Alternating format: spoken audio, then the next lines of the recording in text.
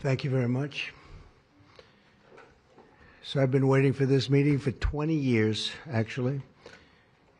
And it's not that everything's 100% understood or known, but I think we've made a lot of strides. Wish it was done a long time ago. Today we're delighted to be joined by America's top medical and public health professionals as we announce historic steps to confront the crisis of autism. Horrible, horrible crisis. I want to thank the man who brought this issue to the forefront of American politics along with me. And we actually met in my office, is it like 20 years ago, Bobby? It's probably 20 years ago in New York. I was a developer, as you probably heard, and I always had very strong feelings about autism and how it happened and where it came from. And he and I don't know, the word got out, and I wouldn't say that people were very understanding of where we were, but it's turning out that we understood a lot more than a lot of people who studied it, we think. And I say we think because I don't think they were really letting the public know what they knew. Thanks as well to the director of the National Institute of Health, Dr. Jay Bhattacharya, FDA Commissioner Dr. Marty McCary. These are great people. Administrator of the Centers for Medicine and Medicaid Services, Dr. Mehmet Oz, and Acting Assistant Secretary of HHS, Dr. Dorothy Fink. So thank you all. Thank you, Dorothy, very much. The meteoric rise in autism is among the most alarming public health developments in history. There's never been anything like this. Just a few decades ago, 1 in 10,000 children had autism. So that's not a long time. And I've always heard, they say a few, but I think it's a lot less time than that. It used to be 1 in 20,000, then 1 in 10,000. And I would say that's probably 18 years ago. And now it's 1 in 31, but in some areas it's much worse than that, if you can believe it, 1 in 31. And I gave numbers yesterday. For boys, it's 1 in 12. I was told that's in California where they have for some reason, a more severe problem. But whether it's 1 in 12 or 1 in 31, can you imagine? That's down from 1 in 20,000, then 1 in 10,000. And now we're at the level of 1 in 12 in some cases for boys. 1 in 31 overall.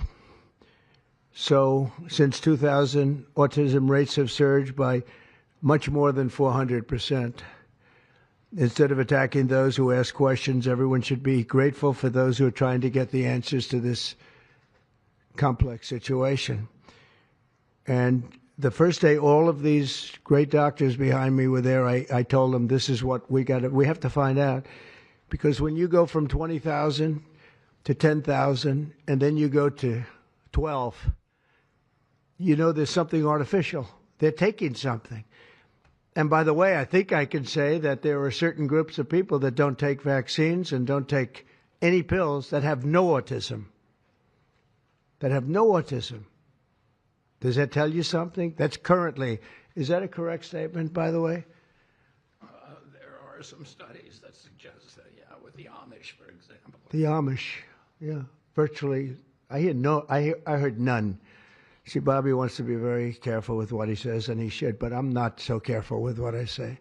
But you have certain groups. The Amish, as an example, they have essentially no autism.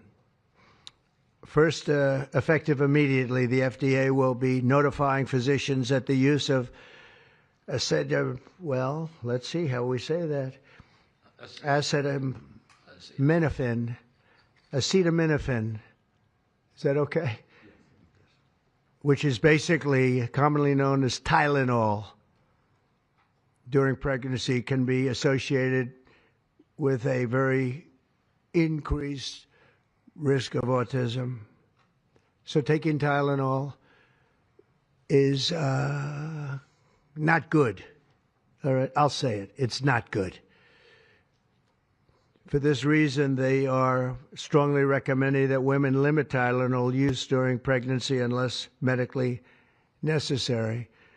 That's, for instance, in cases of extremely high fever, that you feel you can't tough it out, you can't do it. I guess there's that. It's a small number of cases, I think. But if you can't tough it out, if you can't do it, that's what you're going to have to do. You'll take a Tylenol, but it'll be very sparingly. It can be something that's very dangerous to the woman's health. In other words, a fever that's very, very dangerous, and ideally a doctor's decision, because I think you shouldn't take it. And you shouldn't take it during the entire pregnancy. They may tell you that toward the end of the pregnancy, you shouldn't take it during the entire. And you shouldn't give the child a Tylenol every time he's born and he goes and has a shot. You shouldn't give a Tylenol to that child. All pregnant women should talk to their doctors for more information about limiting the use of this medication while pregnant. So ideally, you don't take it at all. But if you can't tough it out, or if there's a problem, you're going to end up doing it. The other thing that I can tell you that I'll say that they will maybe say at a little bit later date, but I think when you go for the shot, you do it over a 5-time period. Take it over 5 times or 4 times, but you take it in smaller doses and you spread it out over a period of years. And they pump so much stuff into those beautiful little babies. It's a disgrace. I don't see it. I think it's very bad. They're pumping, it looks like they're pumping into a horse. You have a little fragile child, and you get a vat of 80 different vaccines, I guess, 80 different blends, and they pump it in. So ideally, a woman won't take Tylenol. And on the vaccines, it would be good, instead of one visit where they pump the baby, load it up with stuff, you'll do it over a period of 4 times or 5 times. I've been so into this issue for so many years just because I couldn't understand how a thing like this could happen. And it's artificially induced. It's not like something that when you go from all of those, healthy babies to a point where I don't even know structurally if a country can afford it. And that's the least of the problems. To have families destroyed over this is just so terrible. I also, and we've already done this, we want no mercury in the vaccine. We want no aluminum in the vaccine. The MMR, I think, should be taken separately. This is based on what I feel, the mumps, measles, and all the 3 should be taken separately. And it seems to be that when you mix them, there could be a problem. So there's no downside in taking them separately. In fact, they think it's better, so let it be separate. The chicken pox is already separate, because when that got mixed in, I guess they made it 4 for a while, it really was bad. So they make chicken pox. Individually, they're okay. When you mix them, something maybe happens. So there's no downside in doing it. It's not like, if you do it, bad things. No, it's only good side. And it may not have that much of an impact, but it may have a big impact. So let those be taken separately. And then hepatitis B is sexually transmitted. There's no reason to give a baby that's almost just born hepatitis B. So I would say wait till the baby is 12 years old and formed and take hepatitis B. And I think if you do those things, it's going to be a whole different, it's going to be a revolution in a positive sense in the country. The FDA will be updating the label of an existing drug to reflect potential benefits in reducing some autism symptoms. This gives hope to the many parents with autistic children that it may be possible to improve their lives. That's one of the things that I'm very, very happy about. I mean, this was mostly going to be on how not to have the child affected, but we've learned some pretty good things about certain elements of genius that can be given to a baby, and the baby can get better, and in some cases maybe substantially better. Not going to be easy, but be a lot easier if it didn't happen in the first place, as these great parents fully understand, right? I fully understand. I feel so terribly for. I have so many friends with autistic children. It's a tough situation. Finally, to help reach the ultimate goal of ending the autism fever, the NIH will be announcing 13 major grant awards from the Autism Data Science Initiatives. And to be honest with you, to me, that's the least important. It's not even a money thing at this point. There's so much money, but they have to do, and they have to move quickly. When the alternative is that nothing bad can happen, let's do it now. I was just saying to Bobby and the group, let's do it now. Nothing bad can happen. It can only good happen. But with Tylenol, don't take it. Don't take it. And if you can't live, if your fever is so bad, you have to take one because there's no alternative to that. Sadly, first question, what can you take instead? It's actually, there's not an alternative to that. And as you know, other of the medicines are absolutely proven bad. I mean, they've been proven bad with the aspirins and the Advils and others, right? And they've been proven bad. So I'd like to ask Bobby to get up to the podium and say a few words, and then Dr. Bhattacharya and Dr. McCary, Dr. Oz, Dr. Fink, followed by two incredible mothers that have experienced firsthand what this country is going through, what parts of the world are going through. And I will say there are parts of the world that don't take Tylenol. I mean, there's a rumor, and I don't know if it's so or not, that Cuba, they don't have Tylenol because they don't have the money for Tylenol, and they have virtually no autism, okay? Tell me about that one. And there are other parts of the world where they don't have Tylenol, where they don't have autism. That tells you a lot. And I want to say it right now. And, you know, the way I look at it, don't take it. Don't take it. There's no downside in not taking it. So I'd like to ask Bobby to come up and say a few words. I hope I didn't ruin his day, but that's the way I feel. I've been very strong on the subject for a long time. You know, life is common sense, too. And there's a lot of common sense in this, and I wish things like this were brought up. And this group has worked so hard on it, but I'd like to be a little bit more, a little speedier in the process of a recommendation, because there's no harm in going quicker. There's absolutely no harm. At worst, there's no harm. Thank you very much. Bobby, please. Thank you, Mr. President. To meet the President's challenge, I ordered HHS to launch an unprecedented all-agency effort to identify all causes of autism, including toxic and pharmaceutical exposures. At President Trump's urging, NIH, FDA, CDC, and CMS are turning over every stone to identify the etiology of the autism epidemic and how patients and parents can prevent and reverse this alarming trend. We have broken down the traditional silos that have long separated these agencies, and we have fast-tracked research and guidance. Historically, NIH has focused almost solely on politically safe and entirely fruitless research about the genetic drivers of autism. And that would be like studying the genetic drivers of lung cancer without looking at cigarettes. And that's what NIH has been doing for 20 years. As a result, we don't have an answer to this critical question, despite the cataclysmic impact of the epidemic on our nation's children.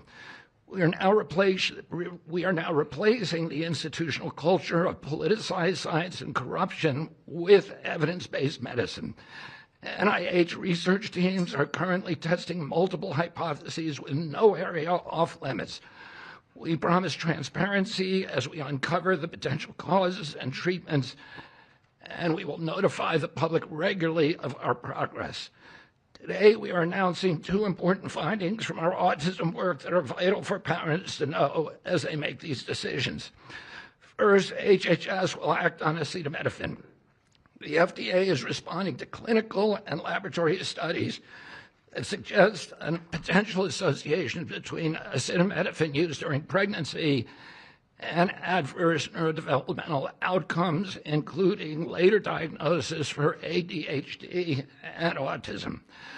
Scientists have proposed biological mechanisms linking prenatal acetaminophen exposure to altered brain development. We have also evaluated the contrary studies that show no association.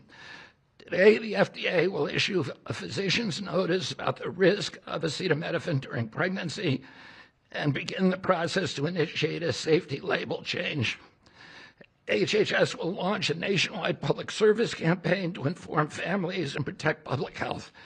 FDA also recognized that acetaminophen is often the only tool for fevers and pain in pregnancy, as other alternatives have well-documented adverse effects. HHS wants, therefore, to encourage clinicians to exercise their best judgment in the use of acetaminophen for fevers and pain in pregnancy by prescribing the lowest effective dose for the shortest necessary duration and only when treatment is required. Furthermore, thanks to the politicization of science, the safety of acetaminophen against the risk of neurodevelopmental disorders in young children has never been validated. Prudent medicine, therefore, suggests caution in acetaminophen use by young children, especially since strong evidence also has associated it with liver toxicity. Some studies have also found the use of acetaminophen in children can potentially prolong viral illnesses. FDA will drive new research to safeguard mothers, children, and families. In addition to a possible acetaminophen connection to autism for pregnant women, infants, and toddlers, our research has revealed that folate deficiency in a child's brain can lead to autism. We have also identified an exciting therapy that may benefit large numbers of children who suffer from autism.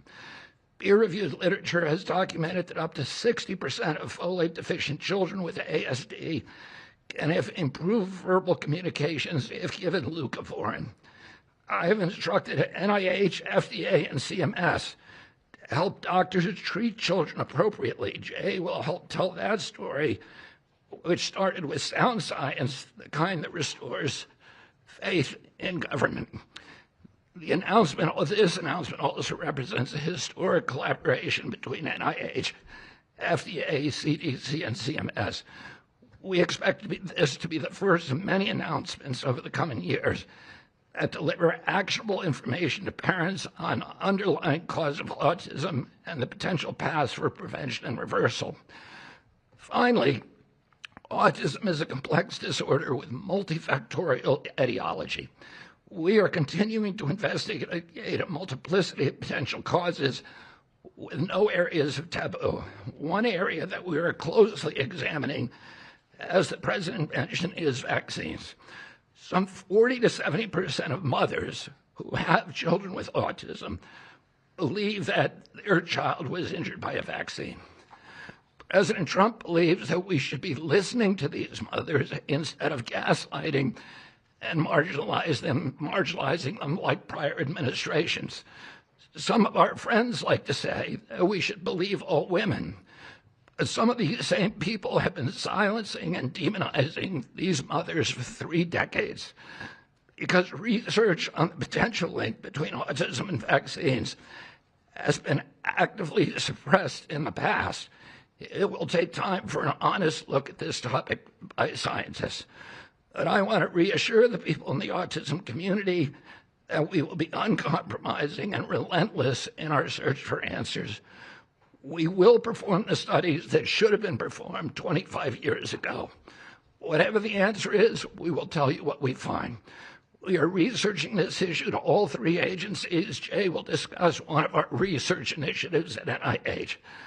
This model of unleashing unbiased, depoliticized, gold standard scientific research and academic freedom to deliver actionable information to prevent and reverse disease will be a model for the framework to deliver similar results for many other chronic conditions that plague Americans. Jay? Thank you, Secretary Kennedy, and thank you, President Trump. Thank you very much. I'm proud to announce today that the NIH has launched the Autism Data Science Initiative to turbocharge autism research, devoting an additional $50 million to the cause of studying autism. Nearly 250 research teams from across the country applied, sent in their applications, and were peer-reviewed by the NIH review panels. The NIH peer reviewers chose the 13 best projects focused on root causes and therapies, with replication and validation studies to guarantee gold standard science. The studies feature a new kind of science called exposomics, where scientists consider environmental and medical factors, nutrition, events during pregnancy, in combination with biology and genetics to answer vital questions about autism. Science like this, conducted in partnership with families and physicians, is the best way to arrest and reverse the autism epidemic. Autism spectrum disorder encompasses a very wide range of symptoms, ranging from mild difficulties with social interactions to profoundly autistic children who experience severe disabilities in speech and behavior. Given this wide range of symptoms across the spectrum, it seems certain that there will be a wide range of biological contributors to explaining the cause. The great thing about the new NIH initiative on autism is that scientists will use rigorous advanced methods in causal inference, machine learning, organoids, and other fresh approaches to the problem. The sharp rise in the prevalence of autism deserves an urgent response by the scientific community. As Bobby said, the NIH has invested a lot of money to study autism over the years, but the research has not produced the answers that families and parents of autistic children deserve, and autistic children themselves deserve. For too long, it's been taboo to ask some questions for fear the scientific work might reveal a politically incorrect answer. Because of this restricted focus in scientific investigations, the answers for families have been similarly restricted, often pointing families to behavioral therapies that don't work for every kid or suggest non-modifiable genetic factors as the cause.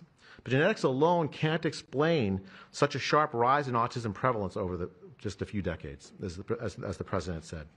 In coming months and years, as NIH scientists learn more that can help autistic children and their families, we won't delay. Like scientists often like to do, I can say as a scientist myself, it's really tempting to delay, but but in face of a problem like this, you have to move fast. But we will not delay before telling American people about what we find, and we will win the public trust with transparency and rigor. Already, our broadened focus on autism research has pointed to 2 items that will help families prevent and treat some cases of autism. I'll leave the good news on these 2 items to my close friends and colleagues, Dr. McCary and Dr. Oz. We've been working together closely on this problem for the past 6 months, and our cooperation represents an unprecedented collaboration with Secretary Kennedy's Department of Health and Human Services and with President Trump. I'm delighted to introduce Dr. Marty McCary, Commissioner of the Food and Drug Administration, who will tell you about these announcements of practical help for families with autism. Great, thank you, Dr. Bhattacharya. Mr. President, this is the start of a historic shift in medical culture. This administration is working together to ask big questions about why our nation's children are getting sick so fast. Too often, medicine is doing small little studies, giving us answers we already knew. But we've got to make a difference. You've given us a charge to identify root causes, and we are not going to stop so that we can end the suffering we are watching. And if you've seen a kid with autism, with severe autism, it's hard to watch. Kids get frustrated, they get angry, they can be crying because they want to speak and they can't speak. It's hard to watch, and it may be entirely preventable. For an epidemiologist, that child is an expanding statistic. But for a child, it can be brutal to have autism. Today, the FDA is taking action to update the label on acetaminophen and sending a letter to all U.S. doctors letting them know about the risks in pregnancy. We now have data we cannot ignore. There's a very large study, the Boston Birth Cohort, with researchers that have, from Johns Hopkins, my former institution, and Boston University, found, quote-unquote, consistent associations between acetaminophen in pregnancy and autism. And the Nurses' Health Study, with researchers from Yale, Columbia, and Harvard looking at 9,000 kids, found that acetaminophen use in pregnancy was associated with neurodevelopmental disorders. And 4 weeks ago, a Mount Sinai Harvard study reviewed all the existing literature and found the overwhelming body of evidence points to an association. Sure, you'll be able to find a study to the contrary. That's how science works. But to quote the dean of the Harvard School of Public Health, there is a causal relationship between prenatal acetaminophen use and neurodevelopmental disorders of ADHD and autism spectrum disorder. We cannot wait any longer. And honestly, there's been this perfunctory, reactionary, mindless practice in medicine. I learned it in medical school and residency. Just treat all fevers, low-grade fevers, treat them with acetaminophen. Why? What are we doing? A study out of Hopkins actually showed that treating a fever can prolong the duration of illness in a young kid. Maybe that's because a fever is a body's natural way of ridding an infection. When my wife was pregnant and delivered our son a few months ago, they pushed her to take acetaminophen for a low-grade fever. She said no, and then they looked to me and I said, absolutely no. I'm also here to announce good news. Today, the FDA is filing a Federal Register notice to change the label on an exciting treatment called prescription leucovorin so that it can be available to children with autism. You know, autism may also be due to an autoimmune reaction to a folate receptor on the brain, not allowing that important vitamin to get into the brain cells. It's a fairly established, mature pathway. Again, we have a duty to let doctors and the public know we are going to change the label to make it available. Hundreds of thousands of kids, in my opinion, will benefit. One study found that with kids with autism and chronic folate deficiency, 2/3 of kids with autism symptoms had improvement, and some marked improvement. Mr. President, you told us to do what's medically right, to go bold, and not worry about the corporations and the lobbyists. So that's what we're here doing today. Thank you, Mr. President. Good, thank you. Thanks, Marty. I think you all appreciate the passion in the President's voice. We've been hearing that since the inauguration. In fact, even before the inauguration, the President was upset about what he spoke to today. And so together with Secretary Kennedy, who's made it his life's work to address some of these challenges with autism, they challenged us. In fact, they were harsher than that. They wanted no silos to break down what the NIH would do, what the FDA would do, what CMS would do. They insisted that the physician leaders bust through the clutter because their agencies had the power. If we didn't do what every other prior administration had done, which is to let people function within their siloed environments. Because of that, in historic fashion and a very accelerated manner, we have a response today to the autism crisis. It is the first of several chapters, but this is breaking news. You've heard some of it. The response to the autism crisis is going to continue to come to you under Secretary Kennedy's leadership, and the President wouldn't have it any other way, as you've heard. The FDA, based on NIH research, is approving prescription leucovorin for treatment of autistic children. Now, if you're following the script, there should be two questions that you have, two questions that should come to your mind. The first is, how will patients and parents get access to the treatment? I'll tell you how. Over half of American children are covered by Medicaid and CHIP, government health insurance, over half. And therefore, because they're covered in Medicaid and CHIP, upon this label change by Marty, state Medicaid programs in partnership with CMS will cover prescription leucovorin around the country. It's yours, but you have to go to a doctor to get a prescription because they know your child, they know you, and they know the medication. States will also have tools to monitor its use and ensure appropriate utilization. That's important for a bunch of reasons because we want the right kids getting the right prescription medications. We believe private insurance companies will rapidly follow our lead if they have not already done so. And again, to make sure that this is safe and effective treatment, you need a physician to prescribe the medication because it's on prescription. Second big question. How are we going to collect clinical data to answer the big questions that the President is asking and the Secretary insists that we offer? CMS is also issuing guidance to convene states and existing research networks to support NIH and FDA in their research efforts on prescription leucovorin, while also maintaining the privacy of all patients, all health information of our beneficiaries. Collecting real-world data, which is what many of you have been asking us to do in the community, is fast. It is life-saving, and we'll get answers based on what happens over the next few months with this approach. The aggressive approach, and it is aggressive, demanded by the President and by the Secretary, have already identified risk factors and opened the door for the first FDA-recognized treatment pathway for autism. It is the first of its kind, and it wouldn't have happened without the leadership of the President and the Secretary. The fivefold increased prevalence of autism over the past 25 years demands a rapid response. The average clinician, researcher, we spoke to many, thought it would take 5 years to get this data. Parents are unwilling to wait 5 years. The President is unwilling to wait 5 years for these results. So the President and the Secretary are acting today with this tri-agency move. The administration's bold actions investing in groundbreaking research follow the science, They restore trust, which has been lacking, and they will change the trajectory for millions of American families. Mr. President, God bless you for being brave. So let me introduce Dr. Fink, who's acting administrator, and after Dr. Fink, we've got some wonderful women, Jackie and Amanda. I know it's going to be tough, but if you can make some comments about this historic day, God bless you. Thank you, Mr. President, for this opportunity to speak with all of you today. As a pediatrician and mom, I am here today to talk about what this announcement means for the millions of moms and dads who are faced with the choice of whether to take acetaminophen during pregnancy. It's hard to hear information that challenges the status quo. We are sharing this information not to confuse, but to empower parents to make the best choices when taking medications during pregnancy. We are all concerned about the rising rates of neurodevelopmental disorders, including autism. President Trump and Secretary Kennedy are dedicated to radical transparency so that patients have the best, most up-to-date information.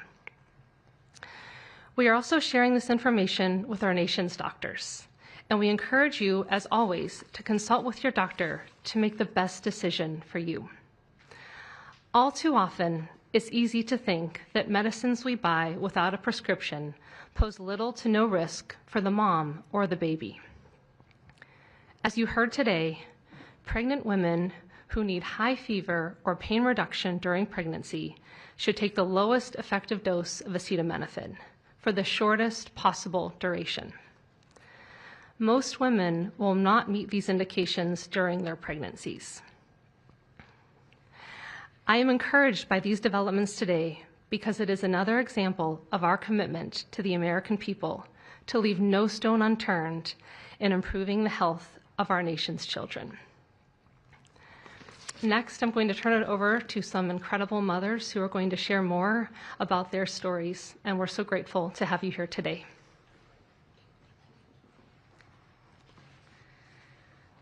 Thank you. Thank you, Mr. President and team, for all your work. This is an historic day, and I'm thankful to be here. I have a son who's 5 who is profoundly autistic, and you've probably heard if you've met one autistic child, you've met one autistic child. It's a spectrum, which I don't think the spectrum is helpful, but that's another conversation. He is an amazing little boy, a blessing from God. He's marvelous. He can count to 1,000. He knows all of his letters and the sounds they make and a word for each one. But he also has a lot of obstacles. He is nonverbal. He can say those numbers and letters, but there's no communication. Unless you've lived with profound autism, you have no idea. You have no idea. He, like you said, he will get frustrated because he can't speak. It's not even that he can't speak. Sometimes he just doesn't understand what I'm saying. He understands the word no, but he doesn't understand the why behind the no. And that's a huge part of discipline. That's the discipline. So it's very hard to discipline a child with autism so you have these behaviors. And it's a very hopeless feeling. It's very isolating being a parent with a profound autistic child. Even just taking them over to your friend's house is something we just don't do because, again, they're going to be met with no, no, no, and no understanding of why. And then there's a meltdown. And then you're in a situation where you're just helpless and you're just trying to protect your kid. So it's just better not to do it. You learn your limits, and it's been really hard. This is amazing that we're here today. And no one has been able to point to anything to say this is what caused it. And you can't point to that and say it didn't cause it. I have no idea. I'm completely open, not blaming anything, but I'm open to the discussion and the fact that there's work being done to find answers. I'm very grateful. I was already excited to vote for Mr. Trump anyway, Mr. President. But when we got word of RFK doing his work, I was ecstatic. I could not wait for this work to be done, that somebody would try to find us some answers. I'm just very grateful. I pray for my son every day, and I hope that he can get the help that he needs. And just thank you. Thank you. Thank you very much. Thank you, John. You take care of yourself. Thank you.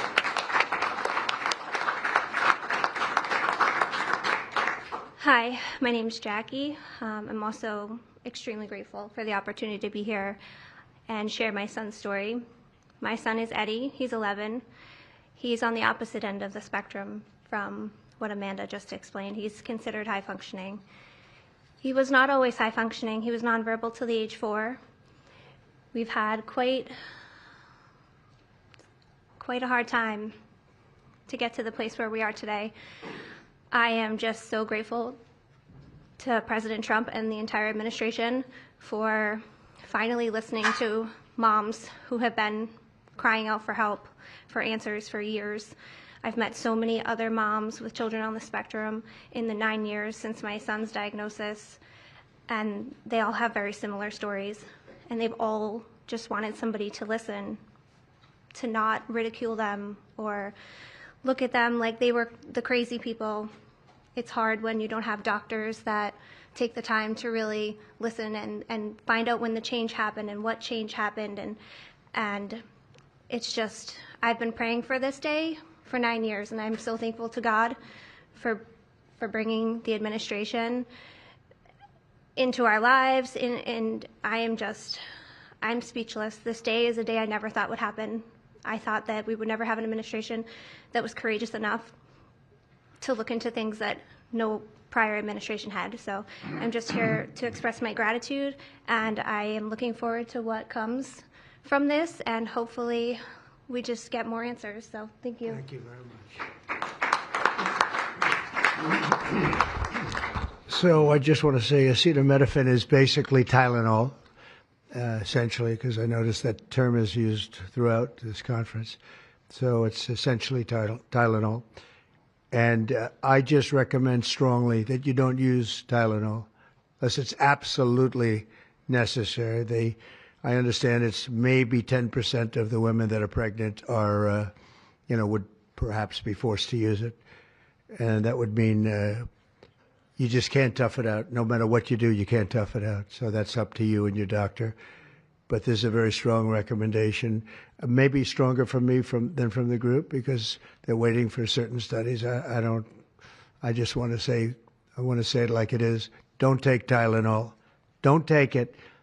If you just can't, it's fight like hell not to take it. There may be a point where you have to, and that you have to work out with yourself. So don't take Tylenol. Other things that we recommend, or certainly I do anyway, is, and it's so important to me to see the doctor 4 times or 5 times for a vaccine. Don't let them pump your baby up with the largest pile of stuff you've ever seen in your life going into the delicate little body of a baby. Even if it's 2 years, 3 years, 4 years, you just break it up into, I would say 5, but let's say 4 visits to the doctor instead of 1. And certain things I think you should do. We've already taken out and are in the process of taking out mercury and aluminum now. You know what mercury is. You know what aluminum is. Who the hell wants that pumped into a body? And there were rumors about both of them for a long time. But we're having them taken out. We're having them taken out of the vaccines. Hepatitis B, again, that's sexually transmitted, and we think you should wait. I think you should wait till 12. I'm making these statements from me. I'm not making them from these doctors, because when they talk about, different results, different studies, I talk about a lot of common sense, and they have that too. They have that too, a lot. But I recommend the hepatitis B. Take it at 12. Sexually transmitted. You don't have to give it to the baby when the baby's 2 years old, and there are a lot of theories on that, but not when they're 12. Doesn't seem to be a problem at all. The MMR and the chickenpox. Chickenpox has already been broken out. It's a singular shot, but the MMR is not. And I've heard for years that there's a problem with it. But they say that there's no problem if you do each shot separately, not put together. So an MMR, go out and do it separately. Don't take Tylenol. Don't give Tylenol to the baby after the baby's born. Every time the baby gets a shot, the baby gets a shot. They say, here, take a cup of Tylenol. I've heard that for years. Take Tylenol. Don't take Tylenol. Don't have your baby take Tylenol. Now, Tylenol is fine for people that aren't pregnant, that aren't in the situation that we're talking about. One very specific situation. If you're pregnant, don't take Tylenol.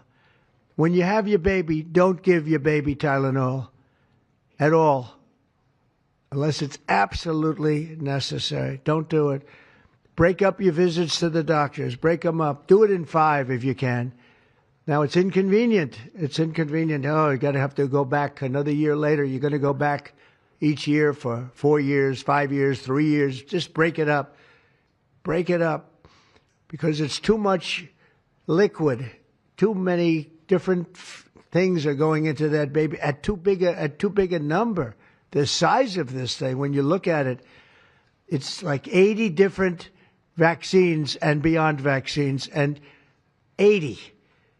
And you give that to a little kid. I mean, I can tell you that I had a woman who worked for me, a beautiful, wonderful woman, worked in Trump Tower, and she had the most perfect child. Beautiful, just perfect. And I remember this little blonde-haired boy running around the lobby of Trump Tower, so healthy and so vibrant. And I said, that's great. And one day I came in and she was crying her eyes out behind the counter. She worked at the front desk. She was crying her eyes out. I've never, as much as I've ever seen anyone distraught, she was. I said, are you okay? What happened? My boy, I've lost my boy. What does that mean, your boy? My boy, you know him, sir. You've seen him grow up. He was so beautiful. And I took him for a vaccine, sir. And he developed this unbelievable, I think she said 107, 108. You know, it goes well beyond when this happens. It goes up to 106, 107, 108. You know, we hear 105 and you're in trouble, but it just goes up to a level that you never hear about, but it goes up very high. And it's fried. They get fried. She said, I took him, he developed an unbelievable temperature. And I've lost him, sir. He's gone. And then I saw the boy. It was so tragic to see. That was the following day. That was the following day after the vaccine. And I've seen it 2 other times, and I think 3 other times, but 2 other times, where they go to the doctor and they get the vaccine, they get the shot. The kid is, badly hurt. Let's be nice, badly hurt. And just do it. Break it up into 5, break it up into 4, break it up into 3 if you have to, but go to the doctor 4 times instead of once, or 5 times instead of once. And for some reason, they insist that you put it all into the body, and maybe that's the drug companies that make more money that way. Maybe it's the doctors because they don't want to be, doing this so much. Maybe it's the doctors. They get maybe more money. Who the hell knows what it is? Don't do it. Get them broken into 4 or 5 visits. Do it 4 or 5. That means you have 20%, 25% what you're putting into the baby's body. It can only help. It can only help. And the other things I told you about, just the word tough it out. It's easy for me to say tough it out, but sometimes in life with a lot of other things you have to tough it out also. Don't take Tylenol. Don't give Tylenol to the baby. When the baby's born, they throw it at you. Here, give him a couple of Tylenol. They give him a shot. They give him a vaccine. And every time they give him a vaccine, they're throwing Tylenol. And some of these babies, they're long born, and all of a sudden they're gone. And it doesn't hurt not to do it. It doesn't hurt. There's no downside. There's no downside at all. And break up MMR. Break it up. It's practically a known fact that if you break it up, you're not going to have a problem. But for years, we've been hearing how bad MMR is as a combination. And I'm very happy that you broke out chickenpox, because that was really a problem. And there are other things. It's interesting because there are other things, we were talking about it, other different drugs, pills that you take that we know are so bad and they don't take them anymore. But for some reason, with this, they keep taking it. Don't take Tylenol. There's no downside. Don't take it. You'll be uncomfortable. It won't be as easy, maybe. But don't take it. If you're pregnant, don't take Tylenol. And don't give it to the baby after the baby is born. And you know, we have more than 3 years left. And I told Bobby and the doctors behind me, and they are so committed to this, I told them that this is the number one thing I want to do from you. And you know, we have something else called Favored Nations, where I'm going to be reducing drug prices by 1,000%, by 900, 600, 500, 1,200. We're going to be reducing drug prices at levels never seen. It's called Favored Nations. We're going to be paying what right now, we're like the garbage can for the rest of the world, and we have been for forever. We pay much higher for drugs than the rest of the world. We subsidize the rest of the world. We're not doing that anymore. And that's a big thing. That's a big thing. That's bigger than anything. I told the story the other night that I was so proud in my first term that for the final year, drug prices went down 0.25%. And I was so proud. I said, why? I'm the first one to do it. I think it was 28 years, they said, where drug prices went down from the beginning of the term to the end. And I was so proud. I called a news conference. I said, you know, drug prices have gone down. First time it's happened in 28 years. You know what it was? 0.25%. I was so proud. Now we're going to have them go down from $100 a pill to $9 a pill. From $1,300 for a shot of like an Ozempic or I call it the fat pill or the fat drug. Sometimes it works, I guess, for people. The ones I've seen, it hasn't worked so well. I got a lot of friends, they're fat. They said, yeah, I lost some weight. I said, you don't look it to me. But they paid $1,300, $1,200, and they go to London and they pay $88. And they call me, they go, what's this all about? We're subsidizing the rest of the world stupidly because we have a lot of stupid people in this country running things. And how big is that? But to me, that's nothing compared to autism. I see that gorgeous boy. I have a big present for him in the back. You know, you bring him back. We're going to bring him into the Oval Office. I have the best present he's ever going to get, okay? A big one. I saved it for you, okay? Because I heard you were coming. Look how beautiful he is. So that's it. There's nothing much to say. Don't take Tylenol if you're pregnant. And don't give Tylenol to your child when he's born or she's born. Don't give it. Just don't give it. And we're going to have, I think, really, if you do all the things that I say, break it up. Just break it up. Break up the shots with the doctor. MMRs, as I told you, separate. Chickenpox already separate. You do these things. I'm telling you, I want to, when I leave office, I don't want to have, it's going to be the kind of number that we're hearing where it's 1 in 32 or 1 in 10, because I've heard 1 in 10 also. And in California, it's really bad. I want it to be, let's get it back to maybe 1 in 10,000 or 1 in 20,000 or maybe none in 20,000. And the only way you're going to do that, because this is artificially induced. This is induced by something. You don't go from 1 in 20,000 to 1 in 10,000, then to 1 in 10. That means you're taking something and something's wrong. And I feel very certain, and I know I'll be criticized. Someday they'll look back and they'll say, well, it wasn't, but I think it will. I think we're going to have a tremendous, this is the most important thing. There's nothing more important than me. We cured inflation that Biden gave us. He gave us so much inflation, the biggest ever in history. We got inflation done. We brought prices down. We gave you the largest tax cuts, all that stuff. It doesn't mean a thing compared to what we're doing today. This means everything. So we're going to save a lot of children from a tough life, really tough life. We're going to save a lot of parents from a tough life. Okay, how about a few questions? Let's just make it on this subject. This is so beyond as a subject that I'd rather not talk about, some nonsense on the economy. And I will say this, The economy is unbelievable. The stock market just hit another record high and all that stuff. This means more to me. Yeah, please. Mr. President, I have one on your announcement, one on vaccines that's also related. Yes. Why do you think we haven't heard more previously about the tie to autism in acetaminophen? Nobody knows. I don't know. Not only that, when you say it, you get attacked. I was saying something similar, not as strongly, because now facts are on our side. But I was saying it with Bobby 20 years ago, and I was attacked. I said, whoa, what was that all about? I had no idea. You get attacked. I don't know. The medical community, the drug companies, doctors. I don't know what it is. All I want to do, I don't care. I don't care about being attacked. It doesn't matter to me. I believe that the numbers at the end of our term or shortly thereafter could be really phenomenal. I want it to go up just like it came down to this horrible level. 1 in 10, 1 in 12. I was told 1 in 10. I was told 1 in 12. Today I heard 1 in 31 if you add the girls and the boys together. It's crazy. And it was 1 in 10,000 and 1 in 20,000. It's not even sustainable for a country. You want to know the truth. And there are other places that don't have it.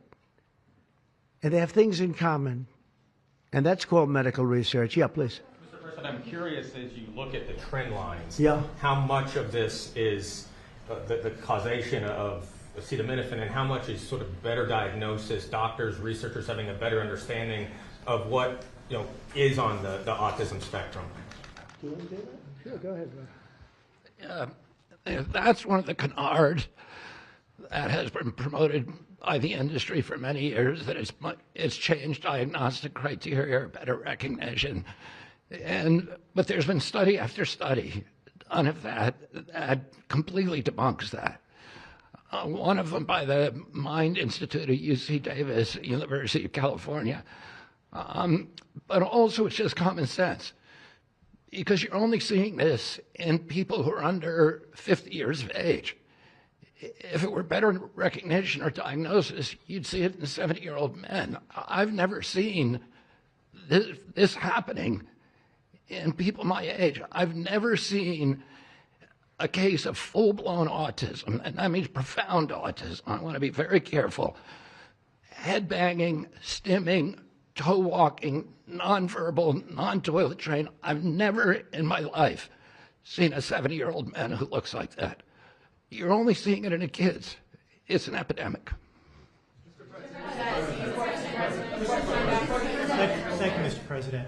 I was hoping that you could clear up confusion for moms and dads across America, many of whom voted for you.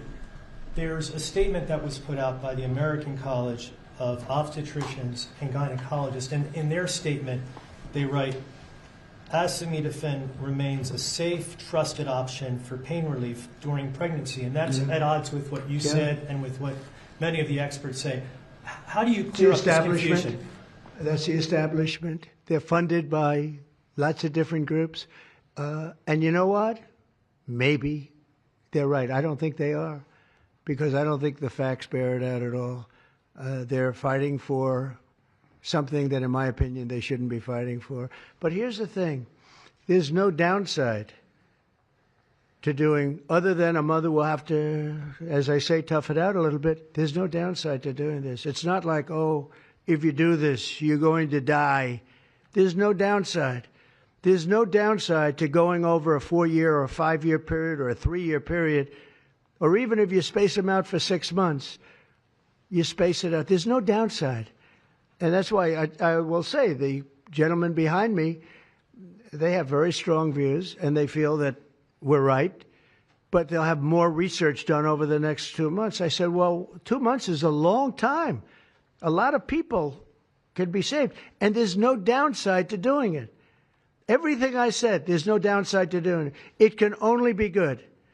And I think you're going to see very good results. That's establishment stuff, and we've been reading that about a lot of things for years. And you know what's happened? We've gone from 1 in 20,000 to 1 in 10,000 to 1 in 32 to 1 in 10. Think of it. 1 in 10 or 12 or 1 in 31. Think of it. 1 in 31 people, young kids, get autism. What is it, Jeff?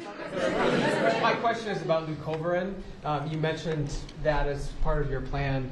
That is also a chemotherapy treatment. Have you been in touch with the drug companies to Why don't increase I have the production doctor about answer that? that? And I'm going to throw in my follow-up at the same time. Dr. Oz mentioned that this will be available with CHIP, children who are on CHIP.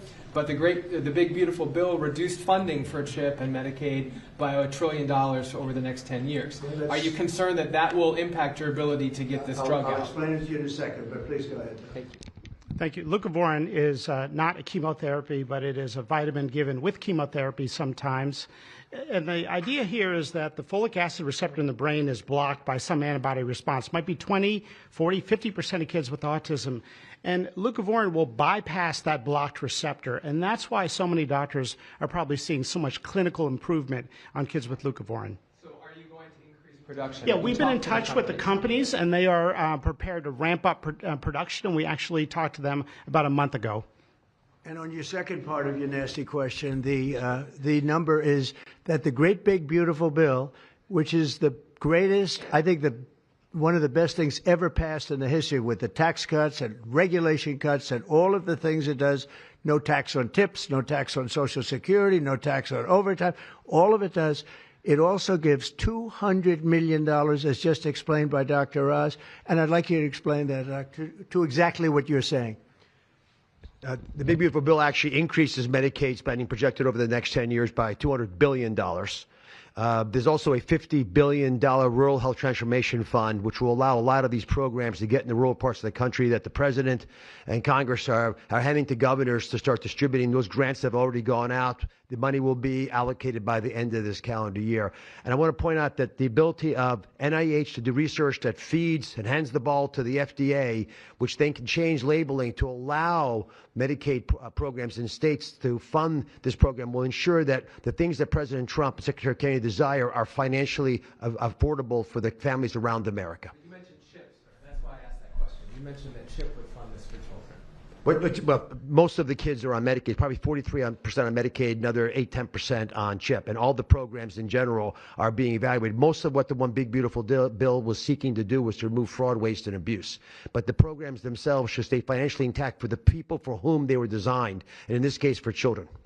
And the only thing we cut, so that's $200 billion positive. The only thing we cut was for fraud, waste, and abuse, of which there was a lot in this country, and nobody minds that. Yeah, please. Mr. President, you said that there is no reason to give newborn babies hepatitis B vaccines.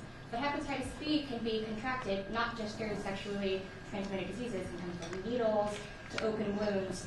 So when you say you feel, is that appropriate to be telling? I think it's absolutely appropriate. I think they should wait till they're 12 years old. Yes, please. Mr. President, thank you all for being here. You've been talking about reducing autism by spacing out vaccines. Would you like other combined vaccines babies receive to be spaced out, like MMRV? What is this again? You've been talking. Speak up, please. Sir. You've been talking about reducing autism by spacing out vaccines. Right. Correct. Would you like the other combined vaccines babies receive to be spaced out, like MMRV? I would say yes, but that just is, for me, it's a lot of common sense involved in this. It's a process, but we're looking, but it should at least be given separately. Now, it's possible that you can reduce them and I'd give them in small doses, but it's possible maybe in that particular case, the MMR wouldn't work in small doses, but you can certainly give them as separate shots. It's been proven to be very safe when you give them in separate shots instead of mixing. So I don't think there's any reason to do that. Do you agree with it? I'm not a doctor, but I'm giving my opinion. I don't think there's any reason to do that. So it's been proven to be safe when you break them up. But MMR by itself, I've heard bad things about it for many years. Yes, please. Is the spectrum too broad, in your opinion? For research purposes, you are dealing with a population of children who might have social boundary difficulties, and then you have children who are, going to grow up to be adults in diapers. I mean, what do you think? We don't know how broad the spectrum is. We don't know exactly where it starts and where it ends, but we do know what we're going through. We're going through some very serious trouble, and we know autism. I mean, it could be bigger, it could be small, a little bit smaller, but the number is unacceptable. And the number, the way it's come down, because the spectrums remain the same, the number, the way it's come down is just unacceptable, meaning come down to that level of 1 in 10, 1 in 12, 1 in 31.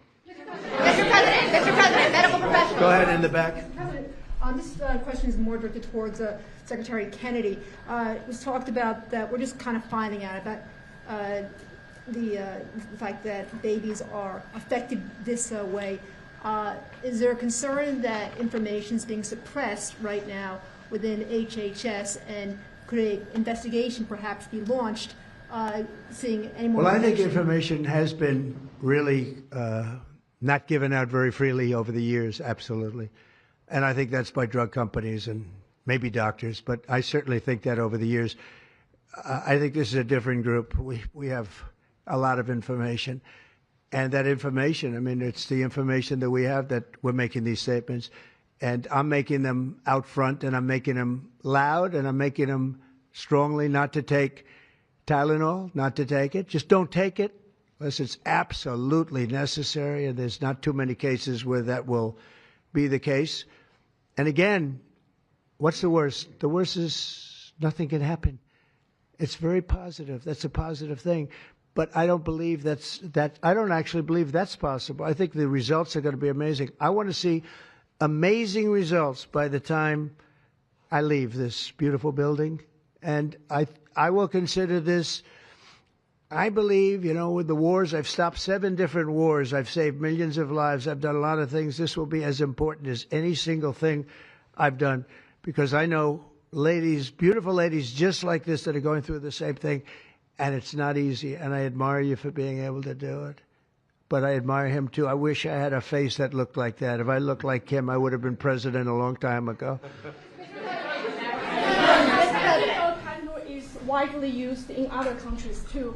As you make this announcement, do you expect your decision may affect I other hope they countries? follow it, yeah. I hope they follow it. Yeah, other countries are, sell Tylenol. Some countries don't.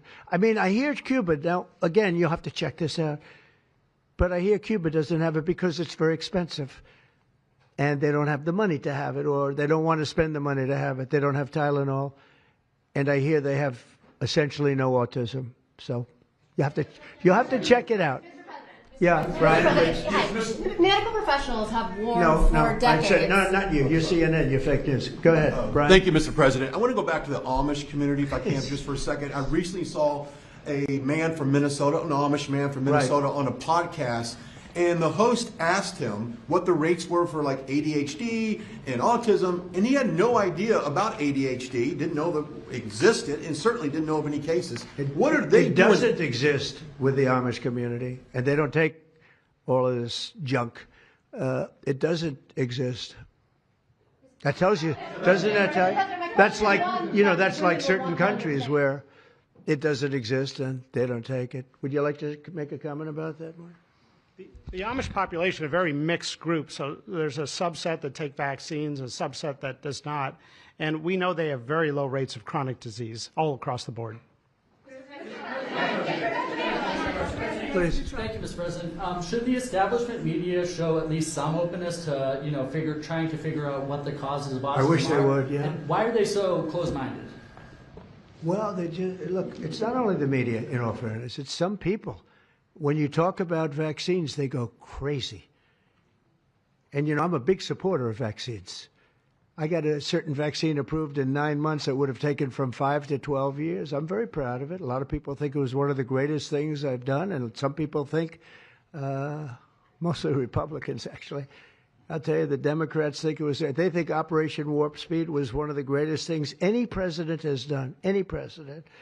It's, we're very proud of what happened. We got hit with something that came from a place that shouldn't have happened, but it did happen. Those things take place, and you're very unpleasantly surprised. But no, I'm a big believer in vaccines. The polio vaccine, big believer in vaccines. I know Bobby and you guys have it out a little bit, but he's a believer in vaccines too.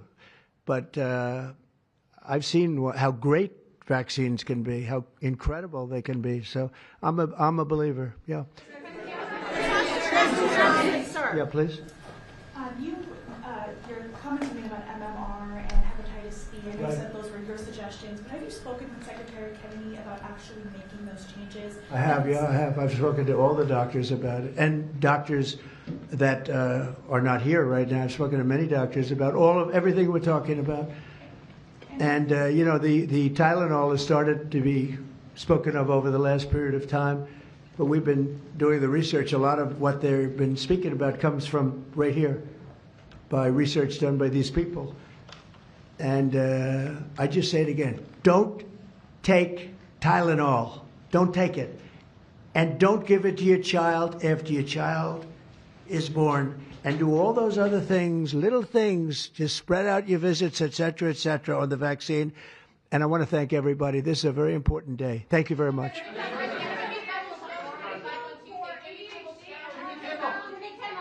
Will you meet with the Democratic leader, sir?